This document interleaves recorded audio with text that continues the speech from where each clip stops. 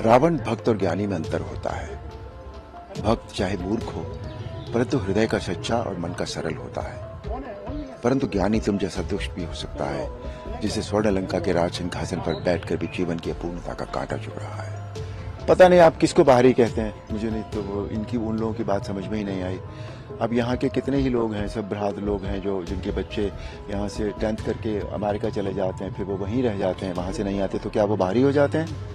मेरठ में दूसरे चरण की वोटिंग की प्रक्रिया शुरू हो गई है और यहां पर अब इस बार मुकाबला कड़ा और दिलचस्प नजर आ रहा है। जहां इस बार भारतीय जनता पार्टी ने अरुण गोविल को मैदान में उतारा है, तो वहीं कांग्रेस और सपा की साझा उम्मीदवार सुनीता वर्मा है। वहीं बसपा ने इस बार देवव्रत त्यागी को टिकट दिया है। और पिछले 6 बार के चुनाव देखें तो मेरठ में ये पहली बार है कि कोई भी मुस्लिम प्रत्याशी इस बार के लोकसभा चुनाव में प्रत्याशी के तौर पर मैदान में नहीं है। आपको बता दें कि मेरठ में 36% मुस्लिम आबादी है, लेकिन इसके बावजूद भी कोई भी मुस्लिम प्रत्याशी मेरठ में किसी भी पार्टी या निर्दलीय की तरफ से नहीं सामने आया है। और इन सब को लेकर आज मेरठ में शुरू सुबह से ही वोटिंग जारी है। और वोटिंग के दौरान हमने जब भारतीय जनता पार्टी के प्रत्याशी अरुण गोविल से बात की, तो सुनिए उन्होंने क्या कुछ कहा। मैं सबसे यही कहना चाहता हूँ कि अपना वोट आप जरूर डालें।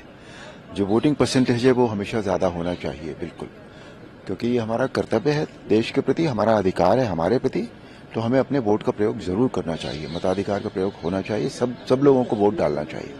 पहले चरण का मतदान कम हुआ। हाँ जी, मैं इसीलिए कह रहा हूँ कि अपना वोट हमें जरूर डालना चाहिए, हम सबको डालना चाहिए। और मोदी जी का नारा है 400 पार, इस पर क्या कहना चाहिए? नहीं, जरूर पार होगा, उम्मीदें हैं? बिल्कुल पूरी उम्मीद है, व्हाई नॉट। अच्छा, आपको सब कह रहे हैं कि आप बाहरी आए हो यहाँ पर, जो इंडिविजुअल है। पता नहीं आप किसको बाहरी कहते हैं, मुझे नहीं तो वो इनकी उन लोगों की बात समझ में ही नहीं आई। अब यहाँ के कितने ही लोग हैं, सब भ्रात लोग हैं जो जिनके बच्चे यहाँ से 10th करके अमेरिका चले जाते हैं, फिर वो वहीं रह जाते हैं, वहां से नहीं आते, तो क्या वो बाहरी हो जाते हैं? उन बच्चों को वो बाहरी नहीं कहते। मैं यहाँ पैदा हुआ, मैं यहाँ पला बड़ा, मेरी परवरिश यहाँ हुई, मैंने स्टडीज यहाँ से की, तो मैं बाहरी कैसे हो गया, मुझे समझ में नहीं आता ये बात। आप हर जगह जाते हो, कुछ ना कुछ बोलते जरूर हो, रावण पे या राम जी पे। जी जी जी, कुछ बोलो। हाँ, लोगों का मन करता है कि मैं कुछ बोलूं। कुछ बोल के सुना दो हमारी आम जनता के लिए।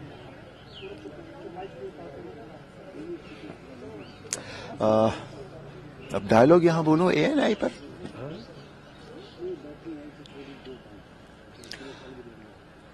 श्री राम ने रावण से कहा था, रावण भक्त और ज्ञानी में अंतर होता है। भक्त चाहे मूर्ख हो, परंतु हृदय का सच्चा और मन का सरल होता है। परंतु ज्ञानी तुम जैसा दुष्ट भी हो सकता है, जिसे स्वर्ण लंका के राज सिंहासन पर बैठकर भी जीवन की अपूर्णता का कांटा चुभ रहा है। तुम्हारे जीवन में इस समय अशांति, चिंता और तड़प के अतिरिक्त और कुछ भी नहीं है। तुम्हारे जैसे हर दुराचारी को एक समय इस बात का आभास हो जाता है कि उसका अंत समय निकट आ गया है, और तब वो एक घायल सांप की भांति अपनी सुरक्षा की बिल ढूंढता फिरता है, लेकिन उसे कहीं सुरक्षा नहीं मिलती। वही अवस्था इस समय तुम्हारी है, और इसी का नाम है दुर्दशा।